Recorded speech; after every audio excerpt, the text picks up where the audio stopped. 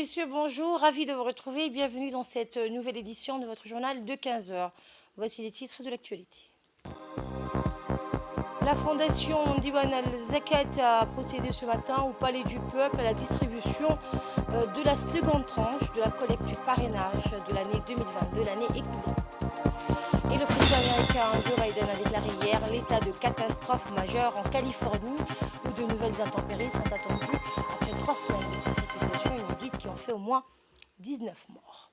Bonjour et merci de nous accueillir chez vous. Le Premier ministre Abdelkader Kamel Mohamed s'est rendu hier à Ali Sabir pour prendre part aux activités de la semaine dédiée à la solidarité et à l'action sociale.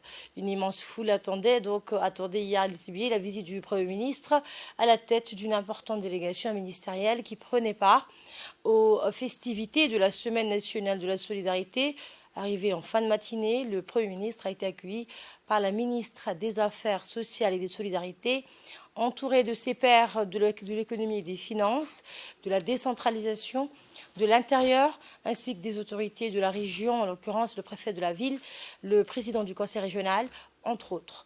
Au siège même donc du conseil régional de la ville, les différents assadjos qui ont pris la parole n'ont pas manqué de remercier le département ministériel de la solidarité qui a effectué un remarquable travail, surtout dans le domaine de l'autonomisation de la semaine et toute l'assistance qu'il accorde aux populations vulnérables. Tour à tour, lors de leurs différentes interventions, les femmes et les notables ont encouragé la ministre et ses équipes à multiplier leurs efforts et que la lutte contre la pauvreté est loin d'être terminée. Le ministre de l'économie et des finances, Ilyas Moussa Douale, qui a en premier pris la parole, a affirmé que la différence saute aux yeux après son passage à Ali Sabir l'année dernière quand la région était frappée par une sécheresse sans pareille. Nous nous sommes sortis grâce à notre politique de solidarité qui a montré ses preuves, a indiqué le ministre, et a ajouté que grâce au ministère des Affaires sociales et des Solidarités, les dames de cette région sont plus autonomes et la multiplication des activités génératrices de revenus des jeunes démontre que les jeunes à Assadjouk prennent leur destin en main. C'est ce qui fait d'Ali Sabir un pôle de développement économique.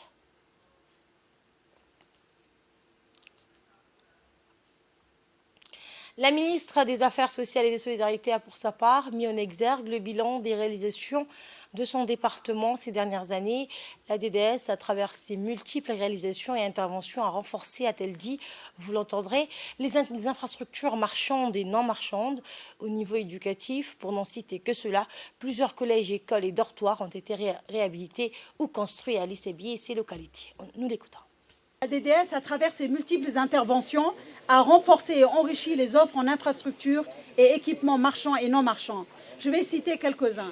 Au niveau éducatif, plusieurs écoles, collèges, dortoirs ont été réhabilités ou construits dans les sous-préfectures d'Ali Sabir, Hol et Ali Addeh. Ali Addeh, la pose de la première pierre de l'extension de la centrale solaire pour permettre justement la multiplication par 5 de la capacité en KVA Crète de la capacité pour la ville de Ali Addeh. Cela va permettre, comme vous le savez, dans une politique générale que mène le président de la République, le renforcement du capital humain. La pose de la première pierre de l'extension de la centrale solaire pour permettre justement la multiplication par 5 de la capacité en KVA Crète de la capacité pour la ville de Ali Addeh. Cela va permettre, comme vous le savez, dans une politique générale que mène le président de la République, le renforcement du capital humain. Pourquoi le ministère des Affaires sociales et des Solidarités? Pourquoi la DDS? Parce que nous sommes un ministère transversal. Nous essayons d'appuyer les ministères sociaux pour tout ce qui vient à manquer, pour mobiliser des fonds avec l'intermédiation et l'appui du ministère de l'économie et des finances. Nous avons pu mobiliser, grâce à la Banque mondiale, un financement colossal pour permettre à la ville de Ali Addeh d'avoir des collèges électrifiés, des centres de santé électrifiés, des centres pour les femmes électrifiés. Tout ça, c'est grâce également à l'électrification. L'électrification va également ramener l'eau. Comme vous le savez, les forages ont besoin également d'électrification pour être vraiment affranchis des carburants qui peuvent être amenés à manquer.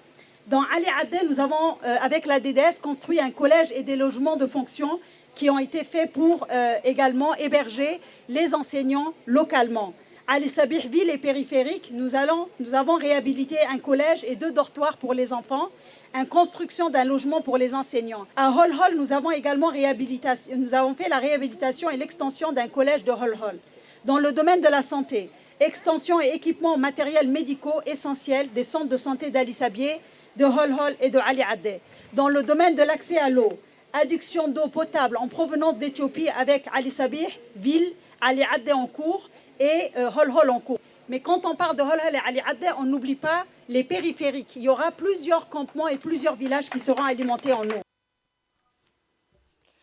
Et le Premier ministre Abdelkader Kamel Mohamed, qui a clôturé la série des interventions, a déclaré que le gouvernement avait une multitude de chantiers en cours qui nécessitent des ressources humaines qualifiées. Nous avons la volonté d'aller très loin dans notre développement car notre volonté est inébranlable, a dit le Premier ministre. Voici un extrait de son discours. C'est beaucoup de choses dans la mesure où le montant que Ounoufa nous disait tout à l'heure est très important. Ce n'est pas le montant en argent. Je parle des travaux qui ont été effectués, sont très importants pour nous. Ceci étant dit, nous avons encore la volonté d'aller encore plus loin et avec vous. Ça, il faut le savoir. Il y a beaucoup d'étudiants ici, il y a beaucoup de gens qui sont bien formés et ça, c'est grâce effectivement à la politique initiée par le chef de l'État. Ces ressources humaines sur lesquelles nous avons misé notre politique. Parce que si nous avons assez de ressources humaines bien qualifiées, nous pourrons aller très loin. Et à l'issue de la cérémonie, le Premier ministre et sa délégation ont procédé à une série de poses de pierre sur ce qui a été l'esplanade de l'ancienne gare de la ville d'Ali Sabih. Il s'agit en premier d'une série d'échoppes, puis d'une crèche, ainsi qu'un laboratoire régional pour le bâtiment.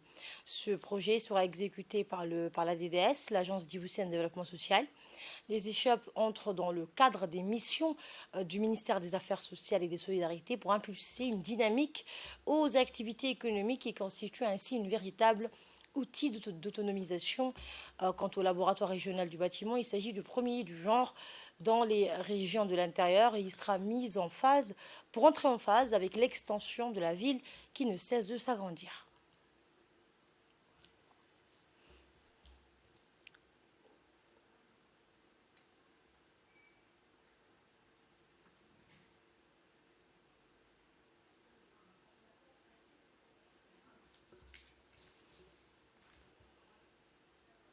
Et à l'issue de cette cérémonie, notre équipe sur place a pu recueillir plusieurs réactions, dont celle de la ministre des Affaires sociales et des Solidarités, Madame Ouloufa Ismaël Abdo. La voici.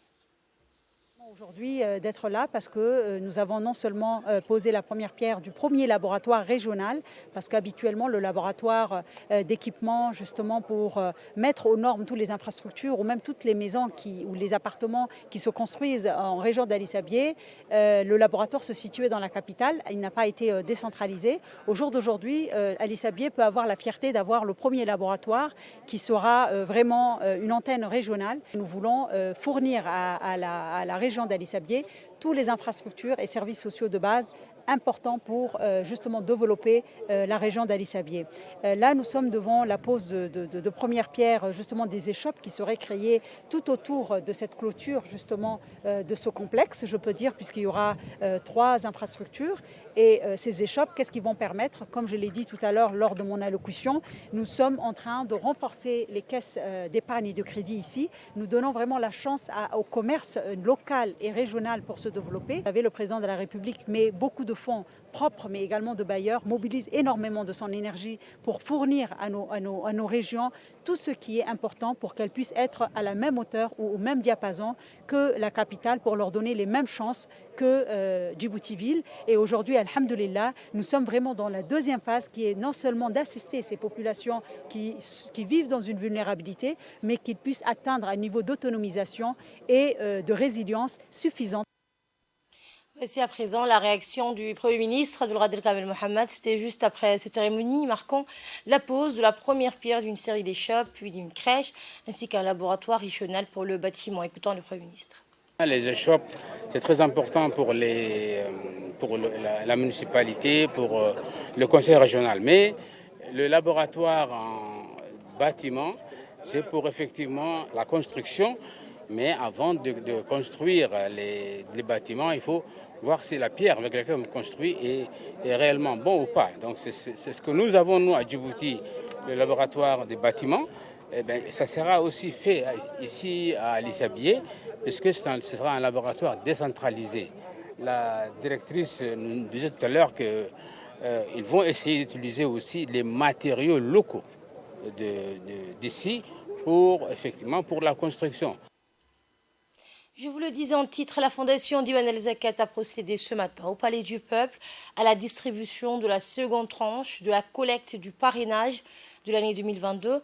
Parrainer un orphelin demeure sans aucun doute un geste noble et crucial pour affermir ce lien de solidarité qui nous unit tous.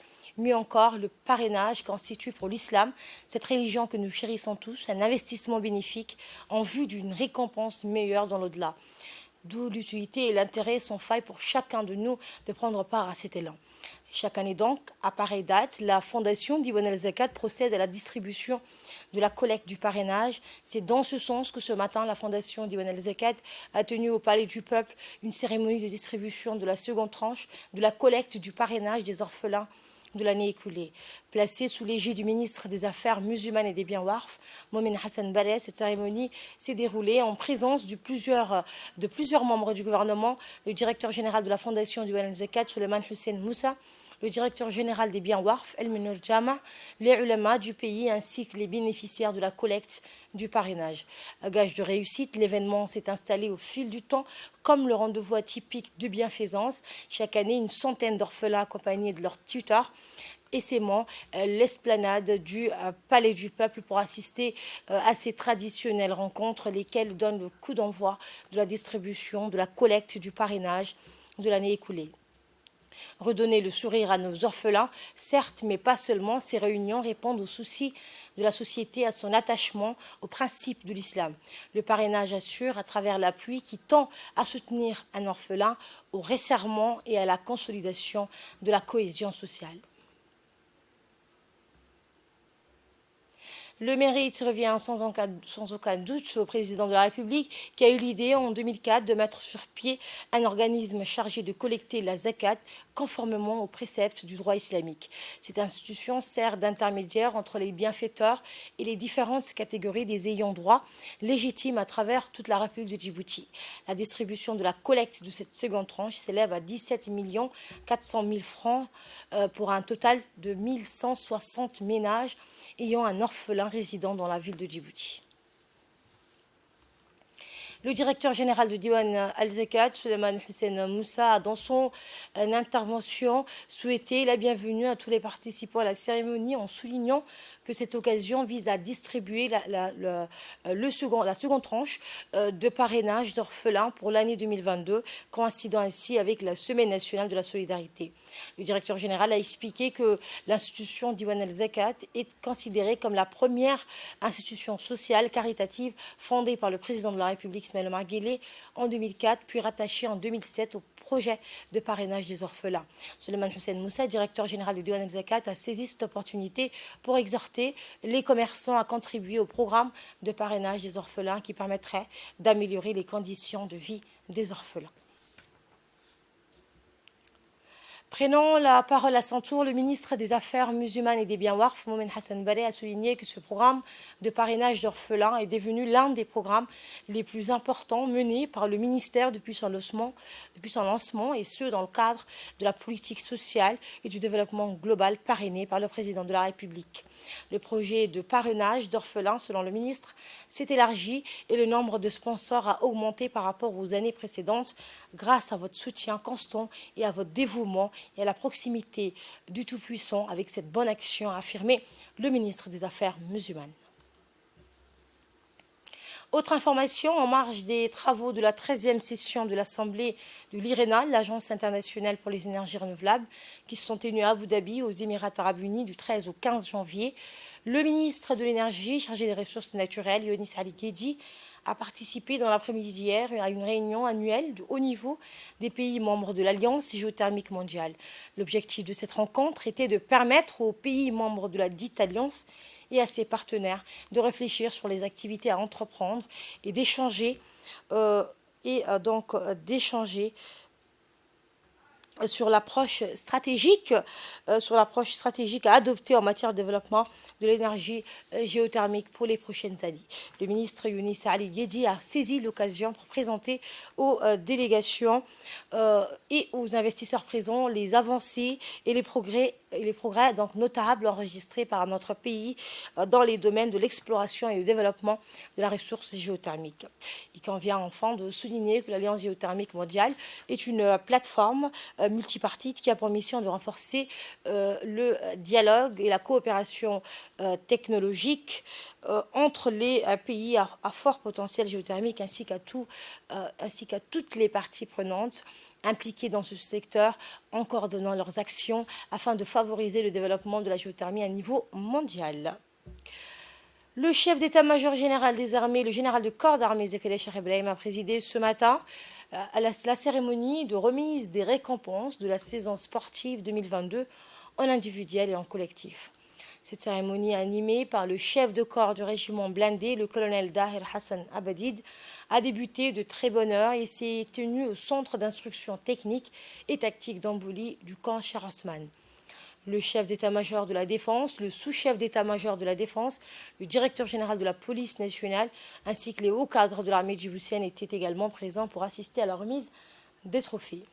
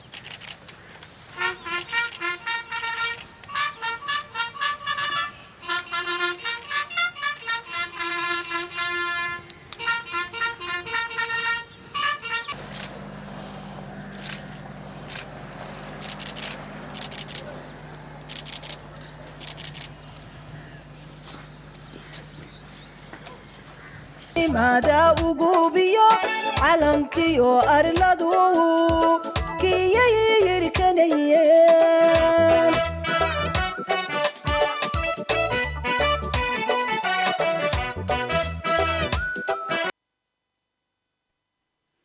Cette journée haute en couleur a vu la participation des footballeurs, des volleyeurs et des athlètes de l'armée djiboutienne qui ont remporté haut la main les différentes compétitions auxquelles ils ont pris part durant l'année 2022. Parmi ces exploits, sort du lot donc la victoire successive à 8 reprises des footballeuses de l'armée djiboutienne durant le championnat national. L'obtention d'une bourse olympique pour 6 athlètes de l'armée djiboutienne grâce à leur remarquable performance. Le record du Grand Bara anciennement détenu par Ahmed Saleh depuis 38 ans, qui a été battu par le sous-lieutenant Fatah Ismail Ibrahim, la victoire imposante du tenant du titre de l'année 2021-2022, l'équipe de l'école militaire lors du tournoi annuel de football des forces armées djiboutiennes. Finalement, le chef d'état-major général des armées a tenu à féliciter et à encourager chacun des gagnants des Jeux sportifs internationaux, régionaux, nationaux et militaires au moyen de trophées ou de présents remis aux différents vainqueurs. Messieurs les officiers supérieurs, subalternes, sous-officiers et militaires du rang, Mesdames et Messieurs, Assalamu alaikum wa rahmatullahi wa barakatuh. Je me présente, je suis le lieutenant Idriss Ahmed Assoué, officier des sports des FAD. Nous sommes rassemblés ici aujourd'hui pour la cérémonie de remise de récompense de la session 2022 en individuel et collectif. On commencera d'abord par honorer l'équipe de football féminin de l'armée djiboutienne et on remettra les 2 coupes qui ont été remportées par cette équipe féminine de FAD. Donc j'appelle Marcas et les capitaines de l'équipe à sortir du rang. Ensuite, la remise de récompenses collectives pour le football. Premier, l'école militaire, président Gouled. Deuxième, les régiments blindés du camp Charles Haussmann. Troisième, la marine nationale.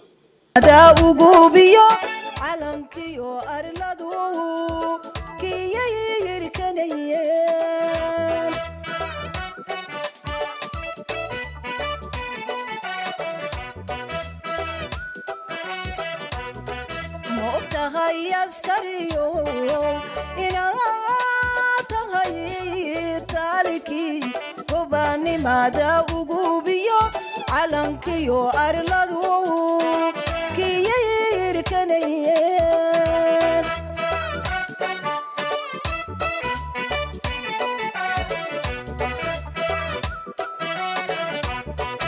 ina tahay awoodii lagu arsanayay ma og tahay askariyo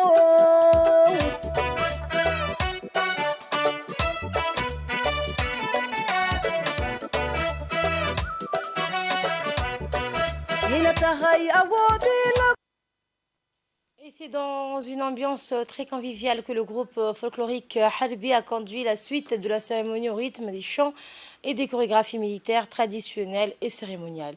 Et en fin de cérémonie, cette cérémonie qui s'est déroulée donc au camp Charles Haussmann, lieu de repos éternel de son Excellence Feu El-Hadj Hassan Bouledi Absidone, père de notre nation, se terminera avec les hommages appuyés qui lui ont été rendus.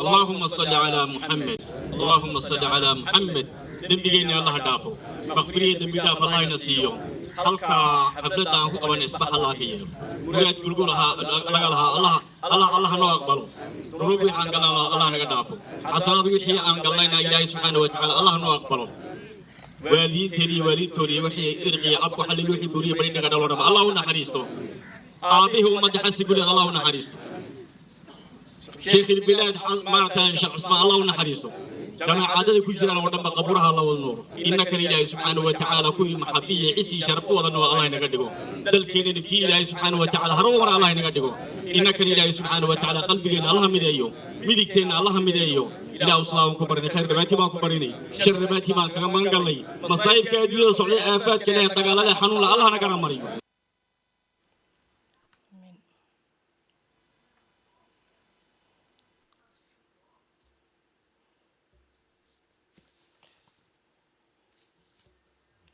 Et dans l'actualité hors de nos frontières, le président américain Joe Biden a déclaré hier l'état de catastrophe majeure en Californie où de nouvelles intempéries sont attendues après 3 semaines de précipitations inédites qui ont fait au moins 19 morts.